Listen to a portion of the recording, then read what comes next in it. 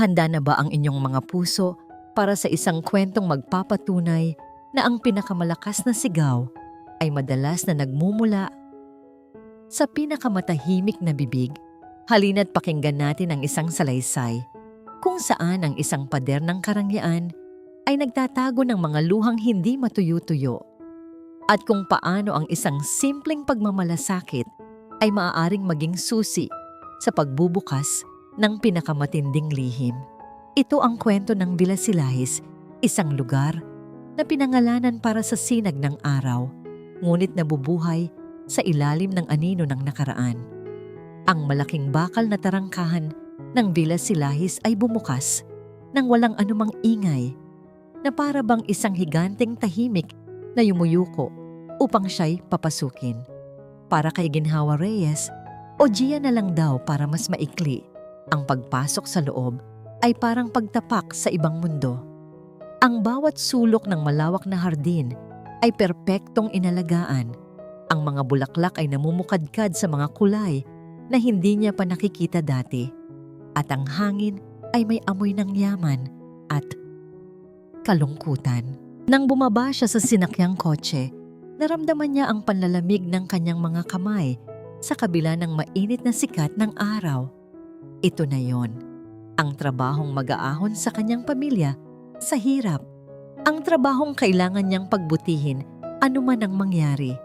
Ngunit habang tinitingnan niya ang mansyon, isang modernong palasyo na gawa sa salamin, bakal, at mamahaling bato, isang katanungan ang bumabagabag sa kanyang isip.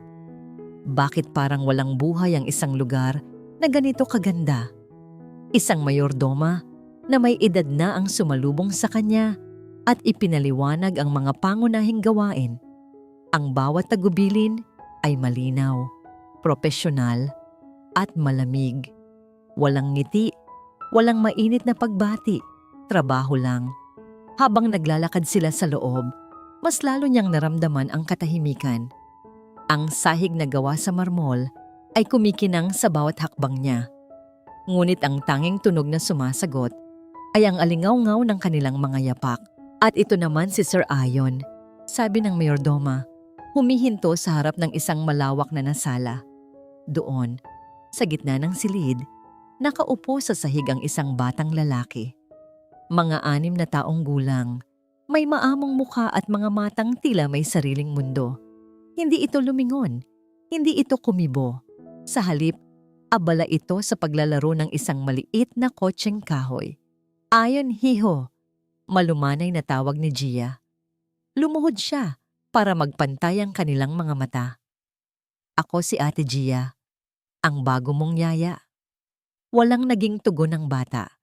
Ngunit pagkaraan ng ilang sandali, tumayo ito at sa halip na magsalita, hinawakan nito ang kamay ni Gia.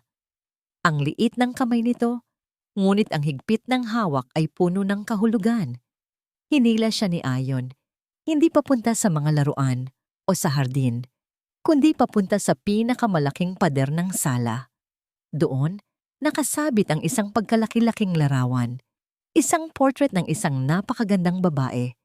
Ang ngiti nito ay matamis, ngunit ang mga mata ay may bakas ng lungkot na agad na nakita ni Gia. Binitawan ni Ayon ang kanyang kamay at itinaas ang maliit nitong daliri. Itinuturo ang babae sa larawan. Tumingin ito kay Gia. Ang mga mata nito ay tila nagsusumamo, nagtatanong, nagkukwento.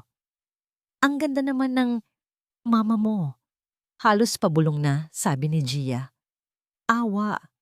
Iyon ang unang emosyon na bumalot sa kanyang puso para sa batang ito. Anong ginagawa mo? Isang malamig at baritonong boses ang bumasag sa kanilang sandali. Agad na napatayo si Gia. Mula sa isang pasilyo ay lumabas ang isang matangkad na lalaki, nakasuot ng isang mamahaling business suit. Ang mukha nito ay gwapo, ngunit guhit ng kalungkutan at pagod. Ito si Kaylan Montecruz, ang amo niya, ang ama ni Ayon. Ang mga mata nito ay dumaan kay Gia na parang hangin bago napunta sa anak. Nang makita nitong nakaturo si Ayon sa larawan, isang mabilis na inis ang gumuhit sa mukha nito. Hayaan mo na siya. Utos nito kay Gia. Ang boses ay walang anumang emosyon. Gawin mo lang ang trabaho mo. Siguraduhin mong nakakain siya sa tamang oras at malinis ang kanyang paligid. Iyon lang. Hindi na ito naghintay ng sagot. Tumalikod na ito at nagpatuloy sa paglalakad. Tila isang anino sa sarili nitong pamamahay. Naiwan si Gia na nakatayo roon, habang si Ayon ay muling ibinalik ang tingin sa larawan. Ang daliri ay nakaturo pa rin. Nang gabing iyon, matapos niyang patulugin si Ayon, bumalik si Gia sa sala para maglinis. Ang buong mansyon ay tahimik na. Mula sa kinatatayuan niya, tanaw niya ang larawan ni Mayari Montecruz. Sa ilalim ng malabong ilaw ng gabi, ang mga mata nito sa larawan ay tila mas nangungusap. Hindi niya maintindihan, ngunit pakiramdam niya ay may mali. Ang katahimikan sa bahay na ito ay hindi normal. Ang kalungkutan sa mga mata ng bata ay hindi dapat baliwalain. Pinunasan niya ang alikabok sa mga kasangkapan hanggang sa marating niya ang pader kung saan nakasabit ang larawan. Habang pinupunasan niya ang gintong frame nito, hindi sinasadyang napadiin ang kanyang kamay sa pader sa gilid ng larawan. At doon niya naramdaman yon. Isang bahagyang agos ng malamig na hangin. Imposible. Nakasara ang lahat ng bintana at pintuan. Inulit niya ang pagdikit ng kanyang palad sa pader. Mas malinaw na ngayon. May malamig na hangin na nagmumula sa isang siwang na halos hindi makita. Sinubukan niyang katukin ang pader ng marahan. Sa halip na solidong tunog na inaasahan niya, isang mahinang ugong na tila may espasyo sa loob ang kanyang narinig. Ang pader ay guwang sa loob. Kinabukasan, hindi maalis sa isip ni Gia ang misteryo ng pader at ang malamig na hangin na naramdaman niya. Tila ba ang buong Villa Silahis ay humihinga ng mga lihim. Ngunit alam niyang hindi niya maaaring basta na lang sirain ang pader o magtanong kung kani-kanino. Kailangan niya ng sapat na dahilan, isang patunay na hindi lang guni-guni ang lahat. At ang patunay na yon, pakiramdam niya, ay nasa batang si Ayon. Kailangan niyang humanap ng paraan para makausap ang bata. Isang paraan na hindi nangangailangan ng mga salita. Kaya naman, nang hapong iyon, sa halip na mga laruang kotse ang ibinigay niya kay Ayon, naglatag siya ng malinis na puting papel at isang kahon ng mga krayolang kasing kulay ng bahaghari sa sahig ng sala. Gusto mong mag-drawing, Ayon? Malambing niyang tanong. Sa unang pagkakataon, nakita ni Gia ang bahagyang kislap sa mga mata ng bata. Kinuha nito ang itim na krayola. At pagkatapos, nagsimula itong gumuhit. Hindi ito gumuhit ng bahay o araw o mga bulaklak na karaniwang iginuguhit ng mga bata. Ang mga kamay ni Ayon ay gumalaw ng may determinasyon. Bawat guhit ay may bigat, may kuwento. Unang nabuo ang isang mukha ng babae. Ang babae sa larawan, si Mayari. Ngunit sa bersyon ni Ayon, may mga luha itong umaagos mula sa mga mata. Pagkatapos, sa paligid ng babae, gumuhit si Ayon ng sunod-sunod na itim na guhit na parang mga rehas ng kulungan. Ikinukulong ang malungkot na mukha. Napatigil sa paghinga si Gia. Ngunit hindi pa roon natapos si Ayon.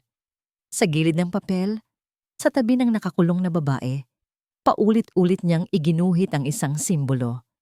Isang kakaibang dahon na may 3 dulo. Madiin ang pagkakaguhit niya rito, na para bang yon ang pinakamahalagang bahagi ng larawan. Kumuha muli ng isa pang papel si Ayon at gumuhit ulit. Ganoon na naman, ang babaeng umiiyak, ang mga rehas, at ang simbolo ng dahon. Hinawakan ni Gia ang mga papel, pinagmasdan ang bawat detalye. Hindi ito ordinaryong drawing ng isang bata. Ito ay isang mensahe, isang sigaw na walang tunog. Naramdaman niya ang pag-usbong ng pag-asa sa kanyang dibdib. Tama ang kutob niya. Mayroong gustong sabihin si Ayon. Ayon, anong ibig sabihin na oo? Anong kalokohan ito? Ang boses ni Kaylan Montecruz ay parang kulog na dumaan sa tahimik na sala. Mabilis nitong kinuha ang mga papel mula sa kamay ni Gia. Nang makita nito ang mga drawing, ang kaninang malamig na ekspresyon ay napalitan ng galit. Ang mga panga nito ay nagtiim at ang mga mata ay nag-aapoy. Ano ito? Mariin niyang tanong. Iwinawas-iwas ang mga papel sa harap ni Gia. Bakit mo siya pinapag-drawing ng ganito? Sir, hindi po. Sinusubukan ko lang po siyang. Sinusubukan mo siyang ano? Putol nito sa sasabihin ni Yinbihin niya. Ang lagyan ng kung ano-anong imahinasyon ng isip niya. Trabaho mo ang alagaan siya. Hindi ang bigyan siya ng mga ideyang makakasama sa kanya. Sa isang mabilis na kilos, pinunit ni Kaylan ang mga drawing. Bawat piraso ng papel na nalaglag sa sahig ay parang patak ng ulan sa nanlulumong puso ni Gia. Si Ayon, na nakasaksi sa lahat, ay napatakbo sa likod niya at mahigpit na yumakap sa kanyang mga binti, nanginginig. Huwag na huwag mo nang uulitin ito. Nagbabantang sabi ni Kaylan. Ang bawat salita ay mabigat. Kung hindi mo kayang sundin ang utos ko, malaya kang umalis sa pamamahay na ito. Pagkasabi niyo nun ay tinalikuran na sila nito. Iniwan silang dalawa ni Ayon sa gitna ng mga pinunit na pangarap. Niyakap ni Gia ang bata. Sinusubukang pakalmahin ito habang ang sarili niyang puso ay kumakabog sa takot at pagkadismaya. Ngayon, mas sigurado na siya. Hindi lang basta itinatago ni Kaylan ang sakit. May itinatago siyang mas malaki pa roon. Ang marahas niyang reaksyon ay kumpirmasyon. Nang gabing iyon, matapos niyang muling hintayin na ang lahat ay mahimbing na sa pagkakatulog, bumalik si Gia sa sala. Hindi na para maglinis, kundi para hanapin ang kasagutan. Dinala niya ang isang maliit na flashlight. Lumapit siya sa malaking larawan ni Mayari. Ang ngiti nito ay tila nangungutya sa kanya ngayon. Kinapa niyang muli ang pader. Hinahanap ang pinagmumulan ng malamig na hangin. Doon, sa ilalim ng frame, sa likod ng isang maliit na ukit sa disenyo ng pader, naramdaman ng kanyang mga daliri ang isang bagay na nakausli. Isang maliit na trangka. Nanginginig ang mga kamay na pinindot niya iyon. Isang mahinang click ang kanyang narinig. At ang isang bahagi ng pader, kasama ang larawan, ay bahagyang umusog papasok. Nag-iwan ng isang makitid at madilim na siwang. Pinasok niya ang liwanag ng flashlight sa loob. Isang makitid na pasilyo, puno ng agiw at amoy ng alikabok at mga lumang papel. Huminga siya ng malalim, pinuno ng tapang ang kanyang dibdib at pumasok. Dinala siya ng pasilyo sa isang pinto. Dahan-dahan niya itong binuksan. Isang abandonadong silid-aklatan o opisina ang tumambad sa kanya. Nagkalat ang mga libro at dokumento sa mesa at sahig na para bang ang may-ari nito ay umalis ng biglaan. Sa gitna ng mesa, sa ibabaw ng makapal na alikabok, ay may isang maliit na kwaderno na nababalutan ng katad. Binuklat ito ni Gia. Puno ito ng mga sulat kamay na formula ng chemical at mga scientific notes na hindi niya maintindihan. Ngunit habang papalapit siya sa dulo, nagsimulang magbago ang mga nakasulat. Naging mas personal. May mga guhit ng bulaklak at may mga pangungusap tungkol sa pag-asa at takot. Ito ang tala-arawan ni Mayari. Sa pinakahuling pahina, isang guhit ang pumukaw sa kanyang pansin at nagpatindig ng lahat ng balahibo sa kanyang katawan. Nakaguhit doon ng napakalinaw ang simbolo na iginuhit ni Ayon. Ang dahon na may 3 dulo at sa ilalim nito, isinulat sa madiin na pagkakasulat ang mga salitang nagpalamig sa buong pagkatao niya. Veridia, sila ang lumalason sa kinabukasan.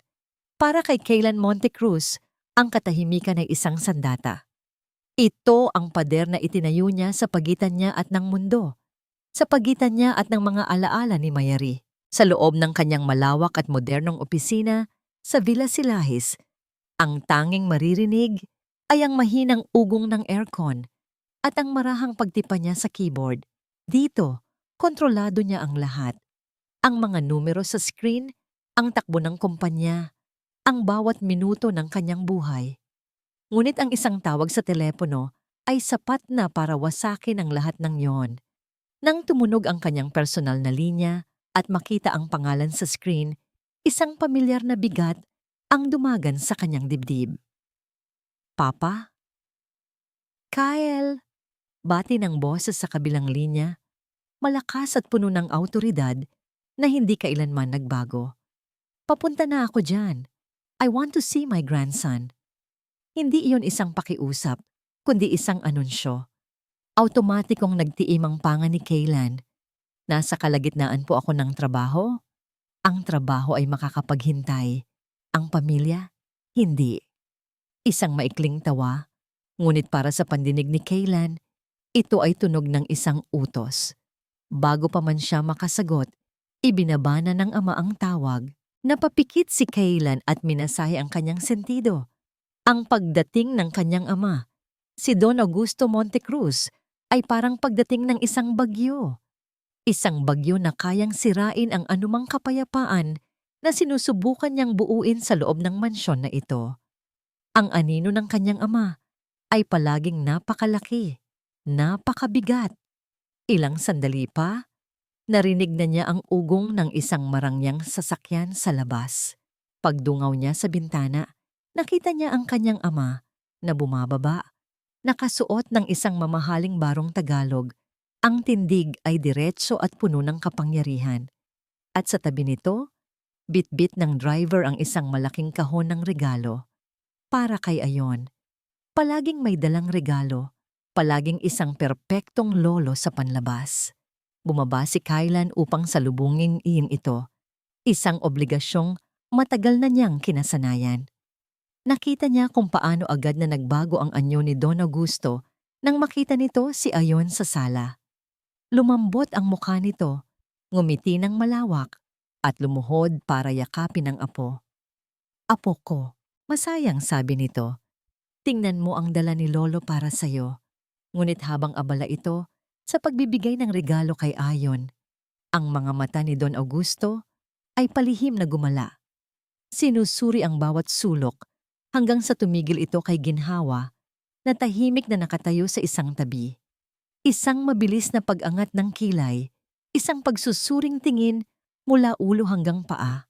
Naramdaman ni Kaylan ang tensyon sa hangin. Nang maglaon, habang si Ayon ay abala na sa bagong laruan, nilapitan ni Don Augusto si Ginhawa. Si Kaylan ay nagkunwaring may binabasa sa kanyang tablet, ngunit ang lahat ng kanyang atensyon ay nasa kanila. Ikaw ang bagong yaya, iha? Tanong ng kanyang ama. Ang boses ay magalang ngunit may talim. Oo po, Don Augusto. Ako po si Gia. Sagot ni Ginhawa, bahagyang yumuko. Ngumiti si Don Augusto, isang ngiting hindi umabot sa kanyang mga mata. Kumusta naman ang apo ko sa pangangalaga mo? May mga kakaiba pa rin ba siyang ginagawa? Naramdaman ni Kaylan ang pagbabago sa postura ni Gia. Mabait naman po si Sir Ayon. Tahimik lang po talaga. Tahimik. Pag-uulit ni Don Augusto na para bang nilalasahan ng salita. Alam mo, iha, ang kalusugan ng isip ng isang bata ay napakahalaga, lalo na kung may pinagdaanan siyang trauma. Mahalaga na walang naglalagay ng mga kung ano-anong ideya sa isip niya. Baka lalo lang siyang malito. Bawat salita ay isang babala. Gawin mo lang ang trabaho mo. Huwag kang sosobra. Maliwanag? Nakita ni Kaylan kung paano tumango si Gia. Ang mukha ay bahagyang namutla. Ano ang ibig sabihin nito? Alam ba ng ama niya ang tungkol sa mga drawing? Paano? Ang pagdalaw na ito ay hindi nagkataon lamang. Narinig niya ang bahagi ng usapan na yon at isang kakaibang pagdududa ang nagsimulang mabuo sa isip niya. Pagdududa hindi lang sa kanyang ama, kundi pati na rin kay Ginhawa. Ano ang nalalaman ng babaeng ito? Bakit tila interesado ang kanyang ama sa kanya? Posible kayang may ibang motibo ang pagpasok niya rito. Matapos ang isang oras na tila walang katapusan, nagpaalam na rin si Don Augusto. Ngunit ang anino nito ay nanatili. Bumabalot sa buong kabahayan. Naiwan si Kayla na gulong-gulo. Pakiramdam niya ay nawawalan siya ng kontrol sa sarili niyang pamamahay. Ang babaeng ito, si Gia, ay nagdala ng gulo mula nang dumating siya. Kailangan niyang tapusin ito. Kailangan niyang ibalik ang kaayusan. Galit na nagmarcha si Kaylan papunta sa kwarto ni Gia sa kabilang bahagi ng mansyon. Hindi na siya kumatok. Itutulak na sana niya ang pinto nang mapansin niyang bahagya itong nakaawang. Sisilip sana siya para tawagin ito ng isang bagay sa ibabaw ng maliit nitong lamesa ang kumuha ng kanyang atensyon. Isang bagay na pamilyar. Isang bagay na hindi dapat naroroon. Sa ilalim ng liwanag ng lampshade, nakapatong ang isang maliit na kwadernong nababalutan ng kayumangging katad. Luma na ito, ngunit alam na alam ni Kaylan ang itsura nito. Nakita na niya itong hawak ni Mayari ng daan-daang beses.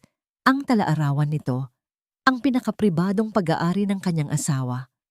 Paano ito napunta sa kamay ng isang simpleng kasambahay? Biglang nanlamig ang buong katawan ni Kaylan. Ang lahat ng galit niya ay napalitan ng matinding pagkabigla at hinala. Ang babaeng ito ay hindi lang basta isang yaya. Sino siya? At ano talaga ang pakay niya? Hindi na naghintay si Kaylan na makapasok si Gia sa kwarto. Sa isang mabilis na hakbang, itinulak niya ang pinto at hinarap ito. Ang anino niya ay tila nilalamon ang maliit na espasyo. Sa kanyang kamay, hawak niya ang talaarawan ni Mayari na para bang isa itong ebidensya sa isang krimen. Saan mo ito nakuha? Ang tanong niya ay hindi pakiusap, kundi isang akusasyon. Bawat salita ay matalim, puno ng galit na ilang taon na niyang kinikimkim. Napaatras si Gia. Ang puso niya ay dumadagundong sa kanyang dibdib. Sir, magpapaliwanag po ako. Magpaliwanag ka ngayon, giit ni Kaylan. Humakbang siya palapit at wala nang matatakbuhan pa si Gia. Sino ka ba talaga? Isa ka bang espiya? Ipinadala ka ba rito ng mga kalaban ko sa negosyo? Magsalita ka. Ang takot ay bumalot kay Gia. Ngunit nang makita niya ang matinding sakit sa likod ng galit sa mga mata ni Kaylan, ang parehong sakit na nakikita niya sa mga mata ni Ayon, isang kakaibang tapang ang pumalit sa kanyang kaba. Hindi ito tungkol sa kanya. Ito ay para sa bata, para sa babae sa larawan. Hindi po ako espiya, mariin niyang sagot. Sinubukan niyang panatilihing matatag ang kanyang boses. Nakita ko lang po iyan sa isang tagong silid, sa likod po ng larawan ni Ma'am Mayari. Sir, ang anak niyo po. Sinusubukan niya pong magsabi ng isang bagay. Ang mga guhit niya, ang pagturo niya sa pader, may koneksyon po ang lahat. Isang mapaklang tawa ang kumawala sa bibig ni Kaylan. Koneksyon. O baka naman gumagawa ka lang ng kwento para makuha ang tiwala ko, para makakuha ng pera. Iyon na ang huling patak. Hindi po ako ganoon. Buong tapang na sagot ni Gia. Kung pera lang po ang habol ko, sana'y matagal ko nang ipinagkalat ang mga sikreto ng bahay na ito. Basahin niyo po ang nasa huling pahina. Basahin niyo po kung ano ang isinulat niya tungkol sa Viridia. Sa pagbanggit ng pangalang iyon, natigilan si Kaylan. Ang galit sa kanyang muka ay biglang napawi, napalitan ng pagkalito at pagkabigla na hindi niya maitago. Ang kanyang mga mata ay nanlaki. Anong sinabi mo? Viridia. Pag-uulit ni Gia, mas may kumpiyansa na ngayon. Nakasulat po dyan. Iyon din po ang simbolong iginuuhit ni Ayon. Ang pangalang Viridia ay parang isang multo mula sa nakaraan. Iyon ang lihim na pangalan ng proyekto para sa pinakamatagumpay na gamot ng Monte Cruz Pharmaceuticals. Isang pangalan na tanging siya, ang kanyang ama, at ilang piling tao lang sa kumpanya ang nakakaalam. Paanong nalaman ito ni Mayari? At paanong nalaman ito ng babaeng nasa harap niya? Biglang nag-iba ang lahat. Ang hinala niya kay Gia ay hindi nawala. Ngunit isang bagong hinala, isang mas madilim at mas nakakatakot na hinala ang nagsimulang mabuo sa kanyang isipan. Walang imik na kinuha ni Kaylan ang tala-arawan mula sa mesa at mabilis na binuklat ito sa huling pahina. Nandoon nga ang sulat kamay ni Mayari, ang guhit ng dahon, at ang pangalan, Veridia. Sumunod ka sa akin. Utos niya. Ang boses ay mas mahinahon na ngayon, ngunit mas mabigat, at mabilis siyang lumabas ng silid. Dinala niya si Gia sa kanyang opisina, ang lugar kung saan siya ang may control. Isinara niya ang pinto at umupo sa kanyang malaking silya. Inilapag ang tala-arawan sa mesa sa pagitan nilang dalawa na parang isang bomba na anumang oras ay maaaring sumabog. Sabihin mo sa akin ang lahat, sabi niya, mula sa simula. At nagsimulang magkuwento si Gia tungkol sa malamig na hangin, sa guwang na pader, sa mga drawing ni Ayon, at sa kanyang pagpasok sa tagong silid. Habang nagsasalita siya, si Kaylan ay tahimik lang na nakikinig. Ang mga mata ay nakatitig sa tala-arawan, sinusubukang pagtagpi-tagpiin ang lahat. Nang matapos si Gia, katahimikan ang namayani sa pagitan nila. Isang katahimikan na puno ng mga tanong na walang sagot. Sa unang pagkakataon, hindi na tiningnan ni Kaylan si Gia bilang isang hamak na kasambahay, kundi bilang isang taong maaaring may hawak ng susi sa misteryong sumira sa kanyang buhay. Magdamag silang dalawa sa loob ng opisina. Pinag-aralan nila ang bawat pahina ng tala-arawan. Ang mga formula ng chemical na isinulat ni Mayari ay walang kabuluhan kay Gia, ngunit para kay Kaylan, na lumaki sa mundo ng parmasyutiko, ang mga ito ay mga piraso ng isang palaisipan. Sa pagitan ng mga scientific data, may mga personal na sulat si Mayari tungkol sa kanyang mga pagdududa at takot. Habang lumalalim ang gabi, ang pader sa pagitan nila ay unti-unting gumuho. Minsan, sa hindi sinasadyang pagkakataon, ang kanilang mga kamay ay nagkakadikit habang sabay nilang itinuturo ang isang salita. Minsan, nagkakatinginan sila at sa mga sandaling iyon, nakikita nila sa isa't isa ang parehong pagod at determinasyon. Isang alyansang nabuo hindi dahil sa gusto nila, kundi dahil kailangan. At sa wakas, sa isang pahina na halos mapunit na sa kalumaan, natagpuan nila ito. Isang pangalan at isang lugar, isinulat ng napakaliit sa gilid ng pahina, na para bang isang paalala para sa sarili. Dr. Alcaraz, Barrio Malinaw. Biglang tumayo si Kaylan, ang kanyang mga mata ay nagliliyab sa bagong layunin. Alam ko na ang gagawin ko. Tumingin siya kay Gia, ang dati niyang awtoridad ay bumalik. Dito ka lang. Huwag kang aalis. Ako ang pupunta sa Barrio Malinaw. Pero sir, kasama po ako sa pagtuklas niyan. Karapatan ko pong malaman, delikado ito. Putol niya rito.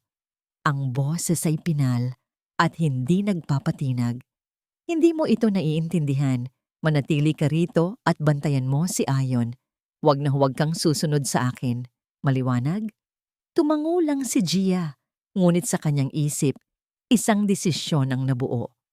Hindi siya maaaring manatili lang dito at maghintay. Kung totoo man ang hinala niya, hindi lang buhay ni Kaylan ang maaaring nasa panganib.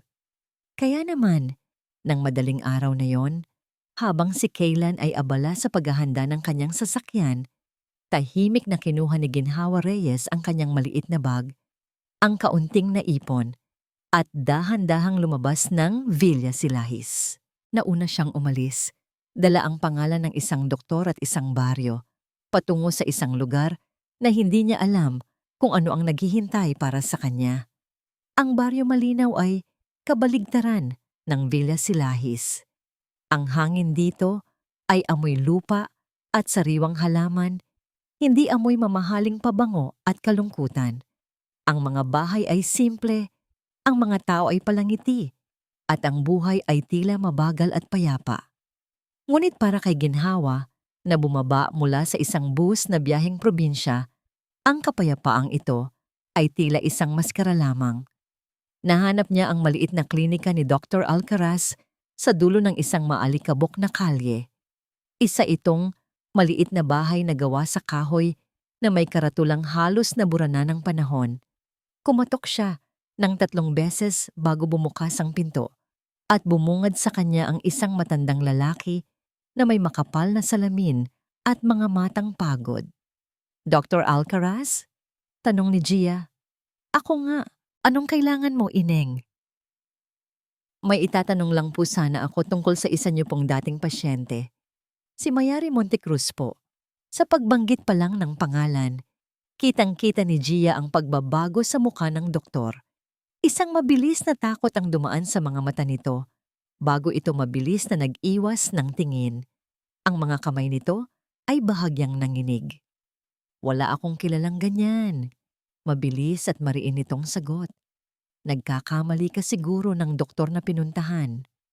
At bago pa man makapagsalita muli si Gia, isinara na nito ang pinto ng may kalabog. Naiwan si Gia na nakatayo roon. Mas lalo lang tumibay ang kanyang hinala. Ang reaksyon ng doktor ay hindi reaksyon ng isang taong hindi nakakakilala. Iyon ay reaksyon ng isang taong may itinatago. Nagpa siyang maghintay. Pumasok siya sa isang maliit na karinderya sa tapat ng klinika, umorder ng kape, at mula roon ay tahimik na nagmasid. Lumipas ang 1 oras, lumipas ang 2. Ang pag-asa niya ay unti-unti nang nauubos ng bigla. Bumukas ang pinto ng klinika. Lumabas si Dr. Alcaraz, palingalinga sa paligid na para bang tinitiyak na walang nakamasid sa kanya. Nang makumbinsi siyang ligtas, mabilis itong naglakad, hindi papunta sa pangunahing kalsada, kundi papasok sa isang makitid na eskinita sa gilid ng kanyang klinika. Mabilis na iniwan ni Gia ang kanyang bayad sa mesa at maingat na sumunod. Dahan-dahan siyang sumilip sa kanto ng eskinita. Doon, sa likod ng isang lumang pader na puno ng baging, nakita niya si Dr. Alcaraz na may kausap. Isang babae. Nakatayo itong nakatalikod kay Gia. Mahaba ang buhok nito, payat ang pangangatawan, pamilyar ang tindig, pamilyar ang paraan ng pagtayo. Ang puso ni Gia ay nagsimulang tumibok ng sobrang bilis na parang gusto nang kumawala sa kanyang dibdib. Maya-maya pa ang babae ay lumingon ng bahagya para may ituro sa di kalayuan. At sa sandaling iyon, bahagyang humarap ang babae sa direksyon niya at ang buong mundo ni ginhawa ay tumigil sa pag-ikot. Mas payat ito ngayon at may mga guhit ng pagod sa ilalim ng kanyang mga mata na wala sa perpektong larawan sa mansyon, ngunit walang duda. Iyon ang mga matang nakatitig sa kanya mula sa portrait sa sala. Iyon ang mukha sa mga drawing ni Ayon. Si Mayari Montecruz ay buhay. Hindi siya makahinga. Ang tibok ng kanyang puso ay umalingaw-ngaw sa kanyang mga tainga. Mas malakas pa kaysa sa mga tunog ng simpleng baryo sa paligid niya. Buhay siya. Ang lahat ng teorya niya, ang lahat ng kutob niya, ay totoo. Gusto niyang sumigaw. Gusto niyang tumakbo palapit. Ngunit ang kanyang mga paa ay tila nakapakos sa kinatatayuan. Sa kabilang dako ng kalsada, isang mamahaling itim na kotse na halatang hindi nababagay sa lugar ang huminto. Bumaba mula rito si Kaylan Montecruz. Ang mukha ay gusot sa inis at pag-aalala. Nakita niya kaagad ang figura ni Gia, nakatayo sa tabi ng isang eskinita na para bang isang estatwa. Nagsimula siyang maglakad palapit, handa na itong pagalitan sa pagsuway nito sa kanyang utos nang mapansin niya ang kakaibang postura ni Gia, ang paninigas ng katawan nito, ang paraan ng pagsilip nito sa eskinita. Dinala ng kuryosidad at isang di maipaliwanag na kaba, sinundan niya ang tinitingnan nito at doon nakita niya ito. Ang babaeng pinaniniwalaan niyang 5 taon nang patay. Ang babaeng dahilan ng bawat bangungot at bawat pagsisisi niya. Ang babaeng iniyakan niya sa mga gabing walang nakakakita. Ang kanyang asawa, hindi siya makagalaw. Ang kanyang mga paa ay tila naging bato. Ang hangin ay nawala sa kanyang mga baga. Ang lahat ng ingay sa paligid ay naglaho. Isang salita lang ang umikot sa kanyang isip, paulit-ulit na parang sirang plaka. Mayari. Buhay. Paano? Bakit? Ang libu-libong tanong ay nagsisiksikan sa kanyang isipan, ngunit walang kahit isang salita ang kayang lumabas sa kanyang bibig. Ang tanging nagawa niya ay tumitig, isang multo na nakatingin sa isa pang multo. Bago pa man makasigaw si Gia, bago pa man makakilos si Kaylan mula sa kanyang pagkatulala, isang itim na van na walang plaka ang mabilis na pumasok sa eskinita. Ang mga gulong nito ay umuungol sa alikabok. Bumukas ang pinto nito at dalawang lalaking nakasuot ng itim ang mabilis na bumaba. Walang salita, walang babala. Itinulak nila ng malakas ang matandang doktor na napasubsob sa pader. Hinawakan nila si Mayari sa magkabilang braso. "Hindi! Bitiwan niyo ako!" Narinig nilang sigaw ni Mayari. Ang boses nito ay puno ng takot. Isang maikling pagpupumiglas at wala na. Ang lakas ng dalawang lalaki ay hindi niya natapatan. Isinampa nila ito sa loob ng van. Sa isang iglap, ang pinto ay nagsara at ang van ay humarurot paalis, mas mabilis pa kaysa sa pagdating nito. Ang tanging naiwan ay ang makapal na alikabok, ang natarantang si Dr. Alcaraz at ang dalawang taong naiwang nakatulala sa kabilang kalsada. Isang saksing hindi makapaniwala at isang biyudong ngayon lang na lamang hindi pala siya biyudo. Ang biyahe pabalik sa Maynila ay isang malabong alaala lamang para kay Kaylan. Ang tanging malinaw sa kanyang isipan ay ang imahe ni Mayari na sa pilitang isinasakay sa van. Ang takot sa mga mata nito, ang sigaw nitong pinutol ng pagsara ng pinto. Ang bawat kilometrong tinatakbo ng kanyang sasakyan ay isang suntok sa kanyang dibdib, isang paalala ng 5 taon ng kasinungalingan. Hindi siya umuwi sa Villa Silahis. Ang kanyang mga kamay ay mahigpit na nakakapit sa manibela.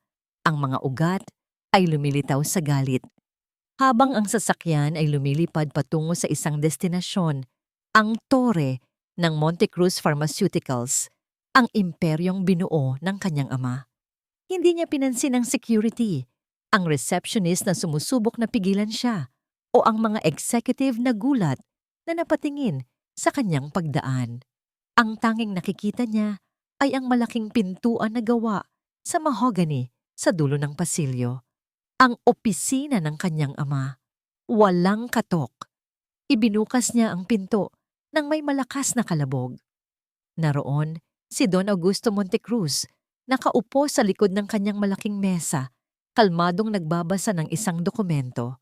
Sa likod niya, ang buong syudad ay tanaw mula sa malawak na bintanang salamin na para bang ang buong mundo ay nasa ilalim ng kanyang mga paa.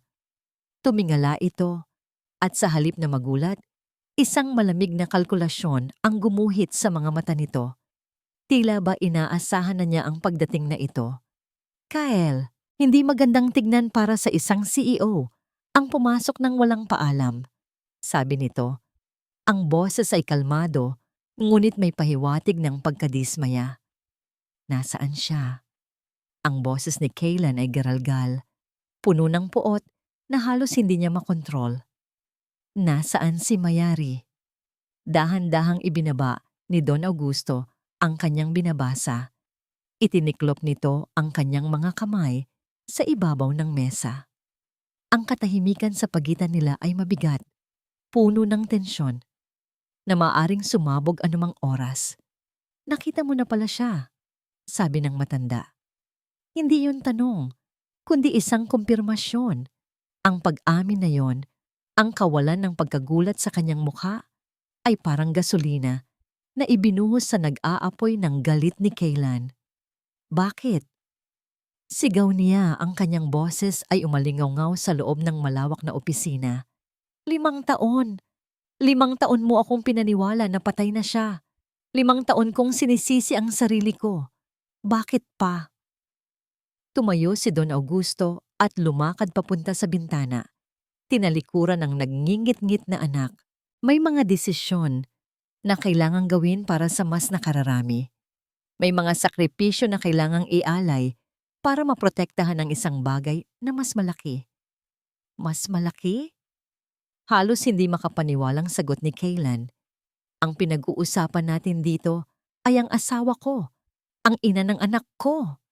Humarap si Don Augusto at sa unang pagkakataon, nakita ni Kaylan ang tigas at lamig sa mga mata nito na hindi niya pa nakikita kailanman. Ang pinag-uusapan natin dito ay ang legasiya ng pamilyang ito, ang Monte Cruz Pharmaceuticals, ang kumpanyang nagbibigay sa iyo ng lahat ng mayroon ka ngayon. Ano ang kinalaman ni Mayari dito? Lahat! Dumagundong ang boses ni Don Augusto. Ang asawa mo, ang magaling mong asawa, ay isang banta. Natuklasan niya ang isang bagay tungkol sa Viridia, isang maliit na depekto, isang side effect na maaari sanang ayusin sa paglipas ng panahon. Ngunit gusto niya itong isapubliko. Gusto niyang sirain ang lahat ng pinaghirapan ko, ng lolo mo, sa isang iglap. Nagsimulang mag-unahan sa isip ni Kaylan ang mga piraso ng palaisipan, ang talaarawan, ang mga formula, ang pangalan. Kaya anong ginawa mo? Tanong ni Kaylan. Ang kanyang boses ay halos pabulong na ngayon, puno ng takot sa sagot na alam niyang darating. Ginawa ko ang nararapat, walang emosyong sagot ng kanyang ama. Binigyan ko siya ng pagpipilian, manahimik at mabuhay ng malayo sa inyo o hindi na niya makikita pang muli si Ayon. Pinili niya ang anak ninyo, isang marangal na desisyon. Kaya itinago ko siya. Gumawa ako ng kwento ng isang aksidente. Lahat para maprotektahan ang pangalan natin. Gumuho ang mundo ni Kaylan. Bawat salitang binitiwan ng kanyang ama ay parang isang punyal na paulit-ulit na isinasaksak sa kanyang puso. Ang lalaking tinitingala niya, ang kanyang idolo, ang haligi ng kanilang pamilya, ay isa palang halimaw. Siya ang may pakana ng lahat. Siya ang sumira sa kanilang buhay. Napahakbang paatras si Kaylan, napasandal sa pader, ang lakas ay tila hinihigop mula sa kanyang katawan. Tiningnan niya ang kanyang ama na para bang isang estranghero. Paano mo nagawa ito sa amin? Sa sarili mong pamilya? Isang malamig na ngiti ang sumilay sa labi ni Don Augusto. Ginawa ko ito para sa pamilya. Isang bagay na hindi mo pa yata naiintindihan. Isang bagong determinasyon ang pumalit sa sakit na nararamdaman ni Kaylan. Itinuwid niya ang kanyang tayo. Hahanapin ko siya at sisiguraduhin kong malalaman ng lahat ang ginawa mo. Ngunit ang banta niya ay sinalubong lamang ng isang nakakainsultong tawa. Lumapit si Don Augusto. Ang mga mata ay nanglilisik na parang isang ahas. Hindi mo siya mahahanap, sabi nito. Ang boses ay puno ng lason. At kung susubukan mong kalabanin ako, Kaylan, mawawala sa iyo ang lahat. Ang posisyon mo, ang pera mo, pati na ang anak mong si Ayon. Ang huling natatandaan ni Gia ay ang paghaharurot, paalis ng itim na kotse ni Kaylan at ang sarili niyang pagkatulala sa gitna ng daan. Nang tangkain niyang lapitan ang nanginginig na si Dr. Alcaraz, isa pang sasakyan ang biglang pumarada sa kanyang tabi. Bago pa man siya makasigaw, may dalawang malalaking kamay na tumakip sa kanyang bibig at isang braso na pumulupot sa kanyang baywang. Kinaladkad siya papasok sa loob. Ang lahat ay nangyari ng napakabilis. Ngayon, narito siya, nakaupo sa isang malamig na sahig sa loob ng isang bodega na amoy kalawang at basang lupa. Isang bumbilya na walang takip ang nagbibigay ng kaunting liwanag, lumilikha ng mga gumagalaw na anino sa mga pader na nagpapalakas lang ng kabog sa kanyang dibdib. Pinakawalan na siya ng mga dumukot sa kanya, ngunit ang kanilang babala ay malinaw na nakatatak sa kanyang isip. Huwag kang makikialam sa hindi mo laban, sabi ng isa sa mga lalaki. Ang mukha ay natatatakpan ng anino. Masyadong malaki ang kinakalaban mo. Manahimik ka na lang kung gusto mo pang makita ang pamilya mo sa probinsya. Iyon ang pinakamasakit, ang paggamit sa kanyang pamilya. Pamilya niya ang dahilan kung bakit siya narito. At ngayon, pamilya rin niya ang ginagamit na panakot sa kanya. Niyakap niya ang kanyang mga tuhod, Pinipigilan ang mga luhang nagbabadyang tumulo. Takot. Iyon ang nararamdaman na niya. Isang matinding takot para sa kanyang sarili, para kay Mayari, at maging para kay Kyla na ngayon ay mag-isang haharap sa isang halimaw na hindi niya inaasahan. Isang kalabog mula sa bakal na pinto ang nagpatalon sa kanya. Ito na ba yon? Babalikan na ba siya ng mga lalaki? Dahan-dahang bumukas ang pinto at isang figura ang tumayo laban sa liwanag ng gabi. Napapikit siya, naghihintay sa kung anumang mangyayari. Ang boses na yon, kilala niya. Idinilat niya ang kanyang mga mata. Si Kaylan, nakatayo siya roon. Ang damit ay gusot, ang buhok ay magulo, at ang kanyang mga mata ay puno ng emosyon na hindi pa nakikita ni Gia dati. Isang pinaghalong galit, sakit, at matinding pag-aalala. Sir Kaylan? Hindi makapaniwalang bulong niya. Nilapitan siya nito at agad na lumuhod sa kanyang harapan. Hinawakan nito ang kanyang mga balikat, sinusuri kung mayroon siyang anumang galos o sugat. Sinaktan ka ba nila? Anong ginawa nila sa'yo? Umiling lang si Gia. Hindi pa rin makapagsalita. Ang makita ito roon, ang marinig ang pag-aalala sa boses nito, ay parang isang mainit na kumot sa nanlalamig niyang kaluluwa. Napansin ni Kaylan ang isang maliit na galos sa braso ni Gia, marahil mula sa pagkakakalkad sa kanya. Walang sabi-sabing hinubad nito ang kanyang coat at maingat na ipinatong sa mga balikat niya. Mula sa bulsa nito, kumuha ito ng isang panyo at isang maliit na bote ng alkohol na tila galing sa first aid kit ng sasakyan. Sandali lang to, sabi nito. Ang boses ay mas malumanay na ngayon. Dahan-dahan niyang nilinis ang sugat, ang kanyang mga daliri ay nanginginig ng bahagya. Ang paghipo nito ay magaan, maingat, at puno ng pagsisisi. Nagtama ang kanilang mga mata. Sa ilalim ng nag-iisang bumbilya, sa gitna ng isang maruming bodega, nagkaroon sila ng isang sandali ng katahimikan na mas makahulugan pa kaysa sa anumang salita. Salamat po, sabi ni Gia. Tumingin ito sa kanya at sa mga mata nito, nakita ni Gia ang bigat ng buong mundo. Ako dapat ang humingi ng tawad, Gia, at ako dapat ang magpasalamat sa'yo. Patawarin mo ako kung nadamay ka pa dito. Mabilis silang umalis doon. Sa halip na umuwi, dinala siya ni Kaylan sa isang maliit at simpleng motel sa labas ng syudad. Isang lugar na hindi maiisip ni Numan na pagtataguan ng isang bilyonaryo. Sa loob ng maliit na kwarto, umupo sila sa magkabilang dulo ng kama. Ang distansya ay naroon pa rin, ngunit ang pader sa pagitan nila ay tuluyan ng gumuho. Doon sa unang pagkakataon, nagkwento si Kaylan. Ikinuwento niya ang pagharap niya sa kanyang ama. Bawat salita ay puno ng sakit at pagtataksil. Ang sarili kong ama, Gia. Siya ang may pakana ng lahat, sabi ni Kaylan. Ang boses ay basag. Itinago niya si Mayari para protektahan ang kumpanya. 5 taon? 5 taon akong nabuhay sa kasinungalingan. Sinisisi ang sarili ko sa pagkamatay niya habang ang ama ko, alam niya ang lahat. Pinanood ni Gia ang pagbagsak ng mga balikat nito, ang paraan ng paghilamos nito sa kanyang mukha sa pagod at kawalan ng pag-asa. Wala na ang aroganteng CEO na una niyang nakilala. Ang nasa harap niya ngayon ay isang lalaking nasasaktan, isang lalaking nawawalan. Sa isang kilos na hindi niya pinag-isipan, umusog siya palapit at dahan-dahang hinawakan ng kamay nito na nakapatong sa kama. Nagulat si Kaylan sa ginawa niya, ngunit hindi nito binawi ang kamay. Sa halip, masumigpit pa ang hawak nito sa kanya, na para bang yun na lang ang tanging bagay na totoo sa mundong biglang naging isang malaking kasinungalingan. Hindi ka nag-iisa dito, Sir Kaylan, mahinang sabi ni Gia. Ang kanyang boses ay puno ng determinasyon. Magkasama tayo dito. Hahanapin natin siya. Isang mahabang katahimikan ang namayani. Tumingin si Kaylan sa kanilang magkahawak na kamay At pagkatapos ay sa mga mata ni Gia.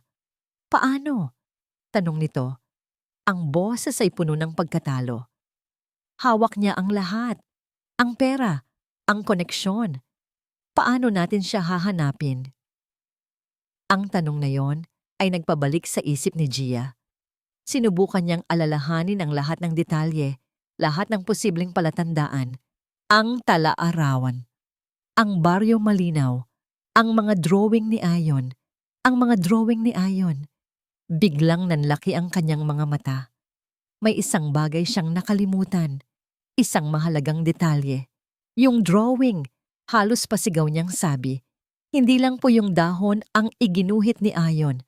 May isa pa siyang laging iginuguhit sa tabi noon. Kumunot ang noo ni Kaylan. Ano? Isang gusali. Mabilis na sagot ni Gia. Ang kanyang isip ay nag-uunahan na sa pagtatagpi-tagpi ng mga alaala. Isang mataas na gusali na may malaking orasan sa tuktok. Isang clock tower. Napaisip si Kaylan. Maraming ganyang gusali sa... Hindi! Putol ni Gia. Ang puso niya ay kumakabog na sa pananabik. Ang simbolong dahon, ang Viridia? Mayroon bang lumang gusali ang Viridia? O ang Monte Cruz Pharmaceuticals na may clock tower? Natigilan si Kaylan. Isang malayong alaala ang biglang pumasok sa kanyang isip. Isang lugar na madalas siyang dalhin ng kanyang ama noong bata pa siya. Ang unang planta ng kumpanya. Luma na ito at halos abandonado na. At sa harapan nito, nakatayo ang isang matandang tore na may malaking sirang orasan. Tumingin siya kay Gia. Ang kawalan ng pag-asa sa kanyang mga mata ay napalitan ng isang mapanganib na kislap ng pag-asa. Alam ko na kung nasaan siya. Ang lumang planta ng Monte Cruz Pharmaceuticals ay nakatayo sa isang nakalimutang bahagi ng syudad, isang dambuhalang kalansay na gawa sa bakal at semento. Ang mataas na tore na may sirang orasan ay tila isang bantay na matagal nang natutulog, isang saksi sa mga lihim na itinago ng panahon. Sa ilalim ng maputlang liwanag ng buwan, ang lugar ay mukhang isang libingan. Itinigil ni Kaylan ang sasakyan sa di kalayuan, sa likod ng mga naglalakihang talahib para hindi ito mapansin. Bago sila bumaba, humarap siya kay Gia. Sigurado ka ba rito? Tanong niya. Ang kanyang mga mata ay seryosong sinusuri ang reaksyon nito. Gia, delikado ito. Pwede kang masaktan. Pwede kang umuwi. Ihahatid kita. Ako na ang tatapos nito. Tinitigan siya pabalik ni Gia. Ang kanyang mga mata ay puno ng takot. Ngunit mas nangingibabaw ang determinasyon. Sinimulan natin ito ng magkasama. Tatapusin natin ito ng magkasama. Mariin niyang sagot. Isang tango lang ang naging sagot ni Kaylan. Isang kasunduan na walang salita. Ang pagpasok sa loob ay hindi naging madali. Ang mataas na bakod na alambre ay may mga bahaging kinakalawang na. Ginamit ni Kaylan ang kanyang bigat para gumawa ng butas at maingat niyang inalalayan si Gia sa pagpasok. Ang bawat tunog, ang pagkaluskos ng mga dahon sa nananamanggip na dahon sa kanilang mga paa, ang pag-inggit ng kinakalawang na bakal ay tila isang sigaw sa nakabibinging katahimikan ng gabi. Ang loob ng planta ay isang malaking maze ng mga makinarya na nababalutan na ng kalawang at agyo. Ang amoy ng langis at kemikal ay nanunuot pa rin sa hangin, isang paalala ng dating buhay ng lugar. Dito, ang tanging liwanag nila ay ang flashlight mula sa telepono ni Kaylan na lumilikha ng mahahaba at nakakatakot na mga anino. Dati, may isang maliit na laboratorio sa bandang likuran. Bulong ni Kaylan, sinusubukang alalahanin ang lugar mula sa kanyang kabataan. Doon ginagawa ang mga initial tests. Sinundan siya ni Gia. Ang isang kamay ay mahigpit na nakahawak sa laylayan ng damit nito. Ang puso niya ay walang tigil sa pagkabog. Bawat sulok na kanilang nalalagpasan, inaasahan niyang May biglang susulpot na mga tauhan ng Don. Matapos ang tila walang katapusang paglalakad sa mga madidilim na pasilyo, narating nila ang isang pinto na may maliit na salamin na basag na. "Dito na yata," sabi ni Kaylan. Dahan-dahan niyang itinulak ang pinto. Bumukas ito ng may mahinang pag-inggit. Ang tumambad sa kanila ay isang lumang laboratorio. Ang mga beaker at test tube ay nakakalat pa rin sa mga mesa, nababalutan na ng makapal na alikabok. At sa pinakasulok ng silid, sa ibabaw ng isang manipis na cot, may isang taong nakahiga. Nagmamadaling lumapit si Kaylan, kasunod si Gia. Itinutok niya ang liwanag sa nakahiga. Si Mayari. Nakatulog ito, ngunit ang kanyang pagtulog ay hindi mahimbing. Maputla ang kanyang mukha, at kahit sa pagtulog, bakas ang pagod at sakit. "Mayari," halos pabulong na tawag ni Kaylan. Ang boses ay basag. Dahan-dahan niyang hinawakan ang balikat nito. Biglang napamulat si Mayari, ang mga mata ay puno ng gulat at takot. Ngunit nang makilala nito kung sino ang nasa harap niya, ang takot ay napalitan ng hindi makapaniwalang luha. "Kaylan." Ang kanyang boses ay mahina. Halos isang hangin lamang. "Totoo ka ba?" "Ako to, Mayari. Ako to," sagot ni Kaylan. Ang sarili niyang mga luha ay nagsimula ng mamuo. Niyakap niya ito ng mahigpit na para bang sa pagyakap na yon ay mabubura ang 5 taon ng sakit at paghihiwalay. "Nandito na ako. Iililigtas kita." Naiiyak na napangiti si Mayari. Tumingin siya sa likuran ni Kaylan at nakita si Gia na tahimik na nakatayo, umiiyak din para sa kanila.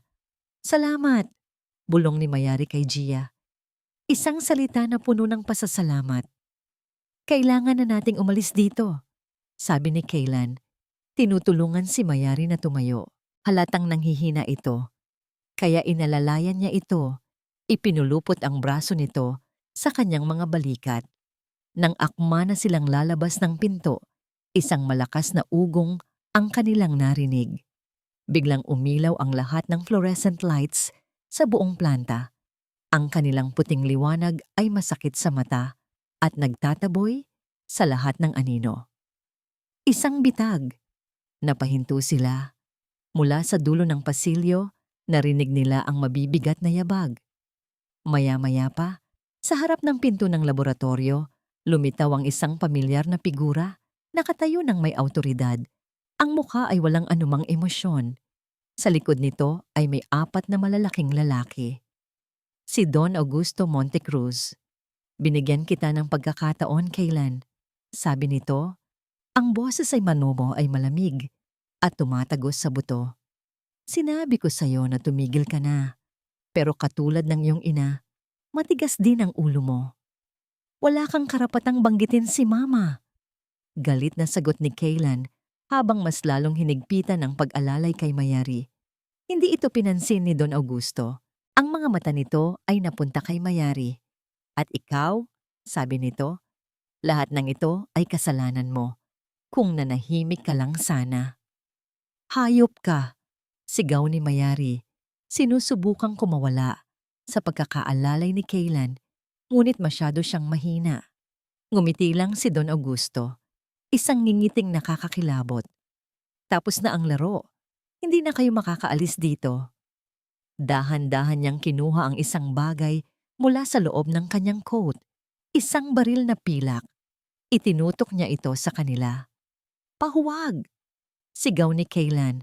Automatikong iniharang ang kanyang katawan para protektahan sina Mayari at Gia. "Wala na akong ibang pagpipilian," sabi ni Don Augusto. Ang kanyang mga mata ay walang awa. Ang kanyang daliri ay nasa gatilyo. Ito ay para sa pamilya. Isang putok ng baril ang umalingawngaw sa buong planta. Ang putok ng baril ay umalingawngaw sa buong planta, isang marahas na tunog na pumunit sa katahimikan ng gabi. Ngunit para kay Kaylan, ang tunog ay mabilis na naglaho, napalitan ng isang matinis na ugong sa kanyang mga tainga. Kasabay nito, Isang bagay na parang mainit na bakal ang tumama sa kanyang balikat. Isang matinding sakit na kumalat sa buo niyang katawan at nagpatumba sa kanyang mga tuhod. Bumagsak siya. Kailan? Ang sigaw ni Mayari ay puno ng sakit at pagkabigla. Naramdaman niya ang mga braso nito na sumalo sa kanya. Pinipigilan ang kanyang tuluyang pagbagsak sa malamig na semento.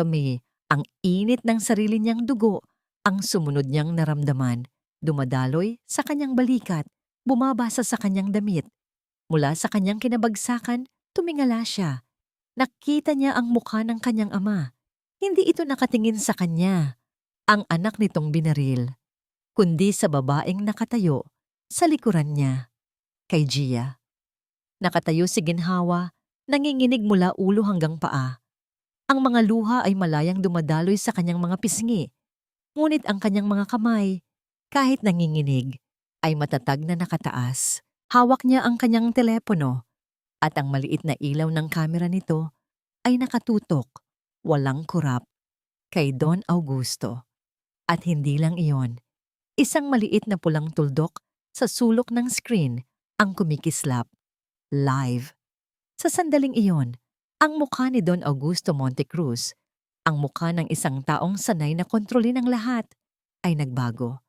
Ang lamig at awtoridad ay biglang naglaho, napalitan ng isang emosyon na hindi pa nakikita ni Kaylan sa kanyang ama kailanman. Purong di makapaniwalang takot. Tila ba sa isip ng matanda ay umalingaw-ngaw ang lahat ng kanyang sinabi sa loob ng nakaraang ilang minuto. Wala na akong ibang pagpipilian. Lahat ng ito ay kasalanan mo. Kung nanahimik ka lang sana. Gumawa ako ng kwento ng isang aksidente. Ang kanyang pag-amin, ang kanyang pagbabanta, ang pagputok ng baril. Lahat ay narinig. Lahat ay nakita. Hindi lang ng 3 tao sa loob ng laboratorio, kundi ng daan-daan, marahil libo-libo, na mga taong nanonood sa internet sa mga sandaling ito. Anong ginawa mo? Utal na tanong ni Don Augusto. Ang boses na dati dumadagundong sa kapangyarihan ay ngayoy basag at mahina. Ang baril sa kanyang kamay ay tila nawalan ng bigat. Hindi sumagot si Gia. Patuloy lang siyang umiyak habang matatag na hawak ang telepono, ang tanging sandata niya laban sa isang higante. Iyon ang kanyang sigaw, ang boses ng katotohanan na matagal nang ibinulong ng isang batang hindi makapagsalita. Kasabay ng pagbagsak ng katotohanan, isang tunog mula sa labas ang nagsimulang marinig. Mahina sa simula, ngunit papalakas ng papalakas. Ang tunog ng mga sirena ng pulis. Ang mga tauhan ni Don Augusto ay nagkatinginan, hindi alam ang gagawin. Ang kanilang amo, ang pinuno ng kanilang imperyo, ay nakatayo na parang isang estatwa, natalo hindi ng bala, kundi ng liwanag mula sa isang maliit na screen. Ibinabala ko na sa inyo, sabi ng isang tinig mula sa pinto. Si Dr. Alcaraz, na tila nakatakas sa kaguluhan, ay lumitaw kasama ang mga pulis. Tumawag ako ng tulong habang sinusundan ninyo sila. Sa isang iglap na puno ng mga pulis ang silid, ang kanilang mga baril ay nakatutok kay Don Augusto. Bitawan ang armas. Sigaw ng hepe. Parang isang manikang pinutulan ng tali, nabitawan ni Don Augusto ang baril. Gumawa ito ng isang malakas na kalansing nang bumagsak ito sa sahig. Ang tunog ng kanyang bumabagsak na imperyo. Habang isinisigaw ng mga pulis ang kanyang mga karapatan at pinupusasan ng kanyang mga kamay, ang mga mata ni Don Augusto ay nanatili kay Kaylan. Wala ng galit, wala ng kapangyarihan, tanging isang malamig na kawalan. Kaylan, anak. Ngunit ang boses niya ay nalunod na sa ingay. Naramdaman ni Kaylan ang paghina ng kanyang katawan. Ang sakit ay mas lalong tumitindi. Naramdaman niya ang mga kamay ni Mayari sa kanyang mukha. Ang mga luha nito ay tumutulo sa kanyang pisngi. Nararamdaman din niya ang presensya ni Gia na ngayon ay lumuhod na rin sa tabi niya. Ang 2 babae. Ang babaeng inakala niyang nawala. at ang babaeng tumulong sa kanya para mahanap ito. "Kaylan, lumaban ka," narinig niyang sabi ni Mayari. "Sir, huwag po kayong bibitaw," sabi naman ni Gia. Sinubukan niyang magsalita. Sinubukan niyang sabihing ayos lang ang lahat. Ngunit walang boses na lumabas. Ang liwanag ng mga bumbilya ay nagsimulang maglaho at ang mga mukha nila ay unti-unting lumabo. Ang huling nakita niya ay ang kanilang mga nag-aalalang mukha magkasama sa ibabaw niya. At sa kabila ng sakit, isang kapayapaan ang bumalot sa kanya. Pagkatapos, ang lahat ay nagdilim. Ang amoy ng ospital, isang pinaghalong amoy ng antiseptic at pangamba, ang unang bumati kay ginhawa. Nakaupo siya sa isang malamig na upuan sa labas ng operating room sa tabi ng isang babaeng ilang oras pa lang niyang personal na kilala, ngunit pakiramdam niya ay habang buhay na silang magkakaugnay. Si Mayari Montecruz ay tahimik na nakaupo sa tabi niya. Ang mga kamay nito ay magkasalikop sa kanyang kandungan. Ang mga mata ay nakapako sa saradong pinto, na tila ba sa pagtitig niya roon ay mababago niya ang anumang nangyayari sa loob. Mula sa pagiging isang alamat sa larawan, isa na siyang totoong tao sa tabi ni Gia. Isang ina na nag-aalala, isang asawang natatakot. "Salamat," biglang basag ni Mayari sa katahimikan. Ang boses nito ay mahina, paos, dahil sa matagal na hindi paggamit at sa mga luhang ipinagkakait nito sa sarili. Lumingon si Gia. "Para po saan?" "Sa lahat," sabi ni Mayari, at sa wakas ay tumingin ito sa kanya.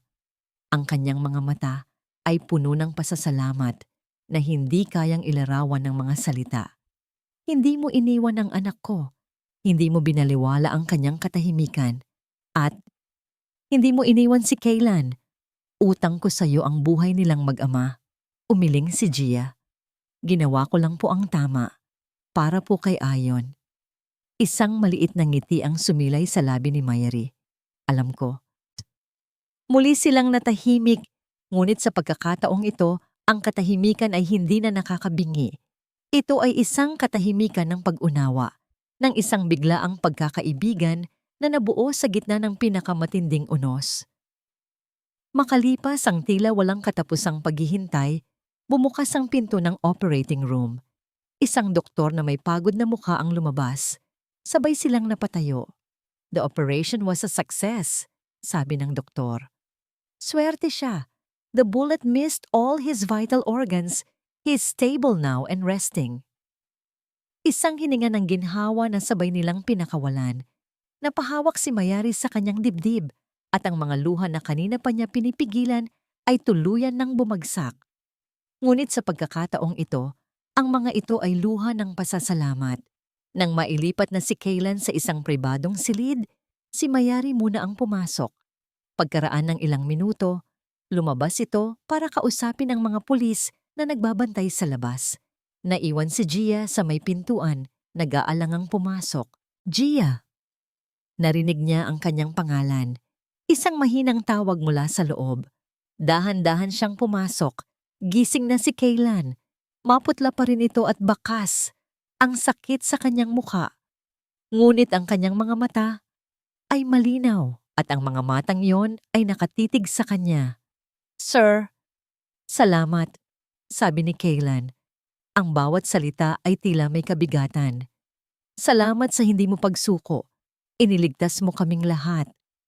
Ang paraan ng pagkasabi niya noon, hindi bilang isang amo sa isang empleyado, kundi bilang isang taong may utang na loob. Ang nagpatulo sa sariling luha ni Gia. Kinahapunan, dumating ang pinakahihintay na bisita. Dinala ng pinagkakatiwalaang driver ng pamilya. Maingat na pumasok sa silid si Ayon. Ang bata ay tila nalilito sa bagong lugar. Ang kanyang mga mata ay malikot na gumagala mula sa puting pader hanggang sa mga makinang tumutunog sa tabi ng kama ng kanyang ama. "Ayon anak," mahinang tawag ni Kaylan mula sa kama. Napatingin si Ayon sa kanyang ama. Nakita niya ang benda sa balikat nito at isang takot ang gumuhit sa mukha ng bata. Ngunit ngumiti si Kaylan para ipakita na ayos lang siya. Lumapit si Ayon sa kama at pagkatapos ay tumingin ito kay Gia na para bang naghahanap ng kumpirmasyon na ligtas ang lahat. Ngumiti si Gia at marahang tumango at pagkatapos, ang mga mata ni Ayon ay napunta sa babaeng nakatayo sa kabilang panig ng kama. Ang babaeng kanina pa tahimik na nagmamasid, ang mga luha ay tahimik na dumadaloy sa mga pisngi. Si Mayari, lumuhod si Mayari para magpantay ang kanilang mga mata. Ang buong mundo ay tila nawala para sa kanilang dalawa. 5 taon. 5 taon na tanging sa larawan at sa mga panaginip lang niya nakikita ang kanyang anak. Ngayon, narito na ito. Totoo. Nahahawakan.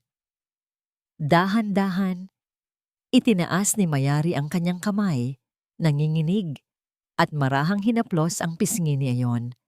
Ang bata ay hindi umiwas. Sa halip, ipinikit nito ang kanyang mga mata na para bang matagal na nitong inaasam ang haplos na yon.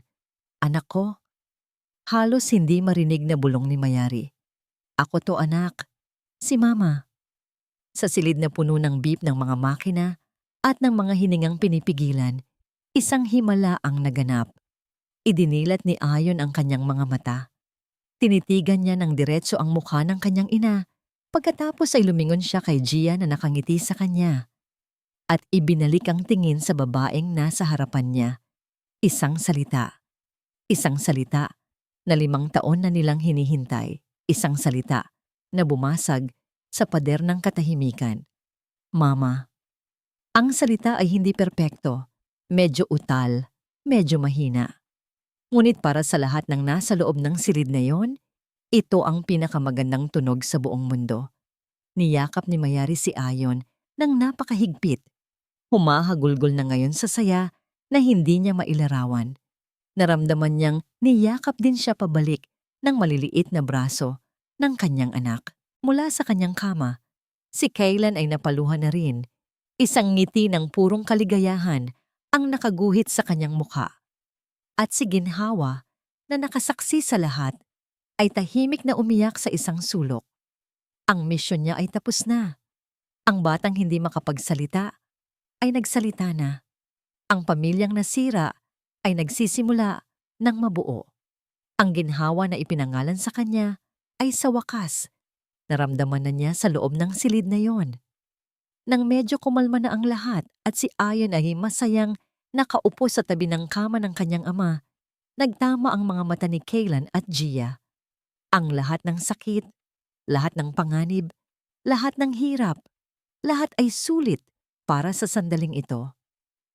Gia, tawag ni Kaylan. Ang kanyang boses ay seryoso na ngayon. Po? Pagkatapos ng lahat ng ito, huminto siya sandali na para bang pinipili ang tamang mga salita. Mananatili ka pa ba? Ang tanong ay nakabitin sa hangin.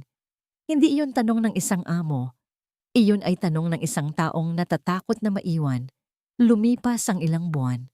Ang iskandalo ng Montecruz Pharmaceuticals ay yumanig sa mundo ng negosyo. Ngunit ang ingay ay unti-unti nang humuhupa, napapalitan ng mga kwento ng pagbangon at pag-asa. Si Don Augusto Montecruz ay nahaharap sa maraming kaso, isang hari na nawalan ng korona at kaharian. Ang Villa Silahis, ang mansyon na dating simbolo ng kalungkutan, ay ibinenta na. Sa isang mas maliit ngunit mas masayang bahay na malapit sa dagat, isang bagong buhay ang sinisimulan. Isang hapon, sa hardin, ang halakhak ng isang bata ang maririnig habang naghahabulan sila ng isang aso. Si Ayon, na ngayon ay madaldal na at puno ng buhay, ay masaya sa kanyang bagong mundo. Sa terrace, nakaupo sina Kaylan at Mayari, pinapanood ang kanilang anak habang nag-uusap ng may kapayapaan na matagal nang nawala sa kanila. Ang mga sugat ng nakaraan ay naroon pa rin, ngunit hindi na sila nagdurugo. Sigurado ka na ba talaga sa desisyon mo? Tanong ni Mayari. Tinutukoy ang balak ni Kaylan. Tumango si Kaylan, isang nangiti ang nasa kanyang mga labi. Oo, Gagamitin ko ang perang pinagbentahan ng mansyon para magtayo ng isang foundation. Isang foundation na tutulong sa mga pamilyang naging biktima ng Viridia. Ito ang tamang paraan para itama ang mga pagkakamali ng pamilya ko. Tumingin si Mayari sa kanya. Ang mga mata ay puno ng paghanga. Ipinagmamalaki kita, Kael. Ibang-iba ka na sa lalaking nakilala ko noon. Dahil natuto ako, sagot ni Kaylan. Natuto akong harapin ang katotohanan sa tulong ng isang taong hindi sumuko. Nagkatinginan sila at sa mga mata ng isa't isa, hindi na pag-ibig ng mag-asawa ang naroon, kundi isang mas malalim na respeto at pagkakaibigan. Napagdesisyonan nila na manatiling magkaibigan, magulang na magkasamang magpapalaki sa kanilang anak. Ang pag-ibig nila ay nabago na ng panahon at sakit at iyon ay tinanggap na nila ng buong puso. Kinabukasan, isang sasakyan ang huminto sa harap ng isang simpleng bahay sa isang probinsya sa timog. Bumaba mula rito si Kaylan. Wala na ang mamahaling business suit. Nakasuot lang siya ng simpleng polo shirt at maong. Sa kanyang kamay, may dala siyang isang maliit na bayong na puno ng mga paboritong prutas at kakanin ng probinsya. Naabutan niya si ginhawa sa kanilang bakuran, tumutulong sa kanyang ina sa pagdidilig ng mga halaman. Nag-angat ito ng tingin nang marinig ang pagdating niya. Ang nangiti na sumilay sa mga labi ni Gia ay mas maningning pa kaysa sa sikat ng araw. Matapos ang magalang na pagbati sa kanyang mga magulang, nagpaalam si Kaylan na makausap sandali si Gia. Naglakad sila papunta sa isang maliit na burol sa likod ng kanilang bahay, kung saan tanaw ang luntiang mga palayan at ang asul na kalangitan. "Kamusta na si Ayon?" tanong ni Gia. "Masaya," sagot ni Kaylan. "Palagi kanyang kinakamusta. Miss ka na raw niya." Isang matamis na ngiti ang muling gumuhit sa mukha ni Gia. "Miss ko na rin siya." Pagkatapos umalis sa Villa Silais, nagpasya siyang umuwi muna sa kanyang pamilya para magpahinga at mag-isip. "Gia," sabi ni Kaylan, humaharap dito ng buong buo. "Bumalik ako dito hindi lang para mangamusta." Huminga siya ng malalim. "Noong huling beses, tinanong kita kung mananatili ka pa. Hindi mo sinagot. Ngayon, ako naman ang magtatanong sa ibang paraan." Hinawakan niya ang mga kamay ni Gia. Ang mga ito ay magaspang dahil sa trabaho, ngunit para kay Kaylan, ito ang pinakamatatag na mga kamay sa mundo. "Sa buong buhay ko, akala ko ang kailangan ko ay yaman, kapangyarihan, ang pagpapatuloy sa legasiya ng pamilya ko. Pero tinuruan mo ako, Gia. Tinuruan mo ako na ang tunay na mahalaga ay ang maging totoo. Tinuruan mo akong makinig kahit sa katahimikan. Tinuruan mo akong magmahal muli, hindi dahil sa obligasyon, kundi dahil sa pagmamalasakit." Ang puso ni Gia ay kumakabog ng napakabilis. Hindi na kita inaanyayahan bilang yaya ni Ayon. Pagpapatuloy ni Kaylan, ang kanyang mga mata ay seryoso at puno ng sinseridad. "Inaanyayahan kitang maging kasama ko sa pagbuo ng isang bagong simula. Isang simpleng buhay, isang totoong buhay, malayo sa mga kasinungalingan ng nakaraan. Papayag ka ba, Ginhawa Reyes, na bigyan ako ng pagkakataon na maging bahagi ng buhay mo, hindi bilang amo, kundi bilang ako lang?" Ang mga luha ay nagsimulang mamuo sa mga mata ni Gia. Ngunit ang mga ito ay luha ng purong kaligayahan, wala ng takot, wala ng anino ng nakaraan. Tanging ang liwanag ng isang bagong umaga. Sa ilalim ng malawak na kalangitan ng probinsya, sa harap ng isang lalaking natutong magpakumbaba at magmahal ng totoo, ibinigay niya ang kanyang sagot. Hindi sa pamamagitan ng salita, kundi sa pamamagitan ng isang ngiti at isang mahigpit na pagtango. At dito po nagtatapos ang ating kwento, mga minamahal naming tagapakinig.